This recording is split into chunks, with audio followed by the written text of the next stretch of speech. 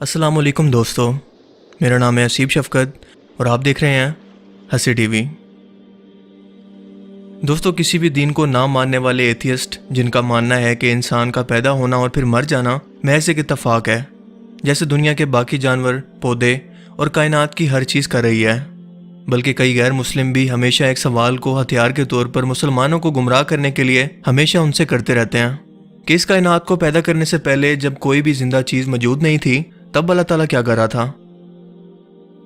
अब देखा जाए तो ये बहुत ही इंसानी सोचों को और दिमाग को हिला देने वाला एक ऐसा सवाल है जिसका जवाब ना मिलने पर इंसान खुद से इसके जवाबात तलाश करने की कोशिश करेगा और एट दी एंड इसका अल्लाह ताला पर यकीन और ईमान मुसलसल कमज़ोर होने लगेगा, क्योंकि इसका दिमाग खुद से इसको जवाब बना कर देगा जो कि इसे गुमराह कर सकते हैं। लेकिन दोस्तों, सिर्फ एक लाइन में या आसान अल्फाज के अंदर मैं आपको इसका जवाब समझाना चाहूँ तो इसका जवाब यह है कि टाइम बजाते खुद अल्लाह ताला की ही तख्लीक है। टाइम को बजाते खुद अल्लाह ताला ने ही पैदा किया, बिल्कुल ऐसे ही जैसे अल्लाह ताला ने मौत को पैदा किया। इसीलिए अल्लाह ताला की पैदा करदा तख्लीक उसकी मखलूक है और वो अपने पैदा करने वाले के हुक्म के ताबे है, क्योंकि खालिक अपनी तख्लीक का गुलाम कभी भी नहीं हो सकता। इसके अलावा मज़ीद टाइम को समझने के लिए हमें सबसे पहले इसकी नेचर को समझना होगा। हमारी दुनिया में आम तौर पर दिखने के अंदर तो यही लगता है कि वक्त हर एक के लिए, यानी कि दुनिया के हर इंसान के लिए और इस पूरी कायनात के लिए बिल्कुल एक तरह से ही गुजर रहा है। लेकिन आज की साइंस ये कहती है कि ऐसा बिल्कुल नहीं है, बल्कि टाइम रिलेटिव है, यानी कि ये दो लोगों के लिए बिल्कुल अलग अलग तरह से काम करता है। आइंस्टाइन की थ्योरी ऑफ रिलेटिविटी के मुताबिक टाइम और स्पेस के अंदर एक रिलेशन मौजूद है, क्योंकि स्पेस में जाने पर वक्त बिल्कुल मुख्तलिफ तरीके से बिहेव करता है। मिसाल के तौर पर आज मैं एक जगह पर जाने के लिए सफ़र का इरादा करता हूँ, जहाँ तक पहुँचने में मुझे 1 घंटे का वक्त लगता है। लेकिन अगर इसी सफ़र को मैं एक साइकिल पर बैठकर तय करने की कोशिश करूँ तो इसमें मुझे 30 मिनट लगेंगे। इसी तरह से अगर ये सफ़र दुनिया की सबसे तेज़ रफ्तार गाड़ी के अंदर किया जाए तो वक्त मेरे लिए मज़ीद आहिस्ता हो जाएगा, यानी कि मैं ये सफ़र बहुत जल्दी तय कर लूँगा।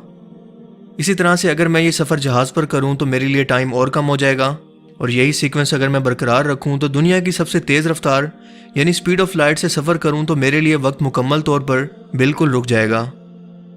यानी कि वक्त या टाइम बिल्कुल रिलेटिव है और आपकी हरकत पर या आपकी मूवमेंट पर डिपेंड करता है। बिल्कुल इसी तरह से अगर मेरी स्पीड ऑफ लाइट से भी ज़्यादा बढ़ जाए तो मेरे लिए वक्त बिल्कुल एग्जिस्ट ही नहीं करेगा। यानी कि इसका मतलब ये है कि अगर आप खुद को वक्त से आज़ाद करना चाहते हैं तो आपको स्पीड ऑफ लाइट से भी ज़्यादा हरकत करनी पड़ेगी। इतनी तेज़ रफ्तारी से हरकत करना इंसानों के बस की तो बात नहीं है, लेकिन अल्लाह ताला की ज़ात इस पर कादिर है, क्योंकि ये वो वाहिद ज़ात है जिस पर वक्त अप्लाई ही नहीं होता। सूरह अल-अनाम आयत 62 के अंदर अल्लाह पाक फरमाते हैं कि फिर फेरे जाने हैं अपने सच्चे मौला अल्लाह की तरफ, सुनता है इसी का हुक्म है और वो सबसे जल्द हिसाब करने वाला है। इस आयत मुबारका के अंदर लफ्ज़ सबसे जल्द का इस्तेमाल किया गया है, यानी कि सबसे तेज़ रफ्तार का, जो कि पूरी कायनात के अंदर एग्जिस्ट करती है। सो अल्लाह ताला के लिए टाइम या वक्त बिल्कुल ज़ीरो है और वो रफ्तार में बिल्कुल एब्सोल्यूट है। इस ज़ात के लिए ना तो वक्त मौजूद है और ना ही इसके लिए वक्त गुजर रहा है, क्योंकि वक्त खुद ही अल्लाह ताला की तख्लीक है जिस पर इसे मुकम्मल कंट्रोल है।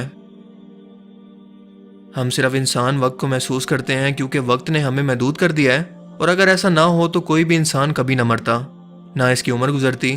तो फिर सवाल यह है कि इंसान अपने अमाल का हिसाब भला कब और कैसे देता। इसीलिए शुरू से लेकर आखिर तक के, यानी अज़ल से लेकर अबद तक के अल्फाज सिर्फ वक्त के लिए इस्तेमाल होते हैं, और अल्लाह ताला की ज़ात का ना तो कोई आगाज़ है और ना ही इख्तिताम, क्योंकि आगाज़ और इख्तिताम तो ऐसी चीज़ का होता है जिसके लिए वक्त मौजूद हो।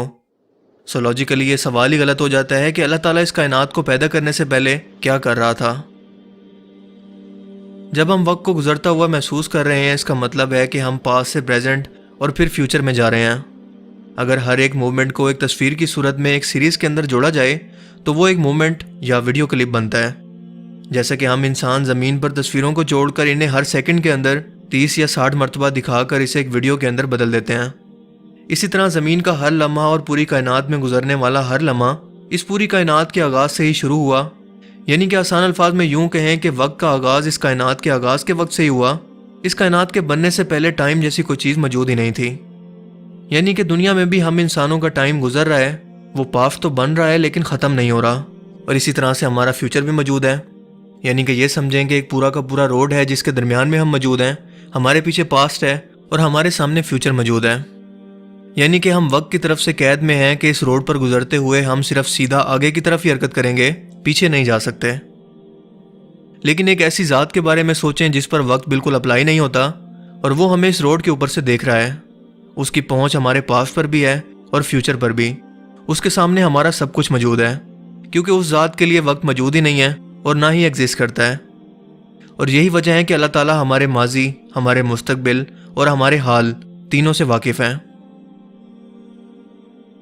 اب یقیناً بہت سارے لوگوں کے ذہن کے اندر یہ سوال پیدا ہو سکتا ہے کہ اگر اللہ تعالیٰ کی ذات کے لیے وقت موجود ہی نہیں ہے تو پھر اللہ تعالیٰ نے قرآن پاک میں کئی جگہوں پر وقت کا ذکر سالوں یا دنوں کے اندر کیوں کیا ہے؟ مثال کے طور پر اللہ تعالیٰ نے اس کائنات کے پیدا کرنے کے بارے میں فرمایا کہ اللہ تعالیٰ نے زمین اور آسمان کو 6 دن کے اندر پیدا کیا۔ اس کا جواب یہ ہے کہ یہ صرف ہم انسانوں کو ہماری عقل کے مطابق سمجھانے کے لیے ہے، کیونکہ ہمارے لیے زمین پر وقت گزر رہا ہے۔ اسی لیے مثال کے طور پر سورہ فضلت کے اندر اللہ تعالیٰ نے زمین کے پیدا کرنے کے بارے میں 2 دن کا وقت بیان کیا ہے، مگر سورہ الاعراف کے اندر اس پوری کائنات کو پیدا کرنے کا وقت 6 دن کا بیان کیا ہے۔ اگر ان دونوں قرآنی آیات کو جوڑ کر دیکھیں تو پتہ چلتا ہے کہ زمین پوری کائنات سے 3 گنا زیادہ جوان ہے، یا پھر یوں کہیں کہ زمین ہماری اس پوری کائنات کے پیدا ہونے کے بعد 3 گنا زیادہ وقت گزرنے کے بعد پیدا ہوئی۔ اب اس آیت مبارکہ کے اندر اسپیسیفکلی زمین کی عمر کے بارے میں بیان کرنا بلا وجہ نہیں ہے، بلکہ ایک مصلحت کی وجہ سے ہے، کیونکہ حالیہ سائنسی تحقیقات ہمیں یہ بتاتی ہیں کہ ہماری پوری کائنات 13.5 بلین سال پہلے وجود میں آئی، لیکن ہماری زمین کو بنے ہوئے تقریباً 4.5 بلین سال ہی ہوئے ہیں۔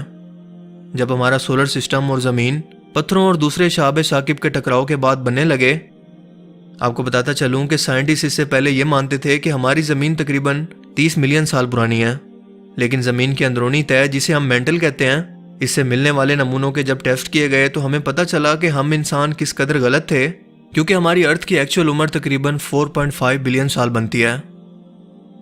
لیکن آج سے 1400 سال پہلے نازل ہونے والی کتاب قرآن مجید کے اندر اس پوری کائنات کی اور زمین کی ایکچوئل عمر کو بیان کر دیا گیا کہ ہماری یہ زمین اس پوری کائنات کی عمر سے 3 ٹائمز ینگر ہے، یعنی کہ اس پوری کائنات کا 3 گنا وقت گزرنے کے بعد بنی۔ بے شک اللہ تعالیٰ کی ذات سب جانتی ہے، اور اس وقت جب کوئی بھی جن اور انسان موجود نہیں تھے، اس کائنات کے سارے پروسیس کے بارے میں صرف وہی ذات بیان کر سکتی ہے جو کہ اسے بنانے والی ہو یا پھر اس وقت پر موجود ہو، اور وہی تو ہے اللہ تعالیٰ کی ذات۔ آئی ہوپ کہ آج کی اس ویڈیو سے آپ کو بہت کچھ نیا جاننے کو ملا ہوگا اور آپ کو یہ ویڈیو پسند آیا ہوگا۔ اگر آپ کو یہ ویڈیو اچھا لگا تو اسے لائک کیجئے، اور مزید اس طرح کے انفارمیٹیو ویڈیوز کے لیے اس چینل کو ضرور سبسکرائب کریں۔ اب میں ملوں گا آپ سے ایک نئی انٹرسٹنگ ویڈیو میں، تب تک کے لیے اپنا بہت سا خیال رکھیے گا۔ Thanks for watching this video. Allah حافظ۔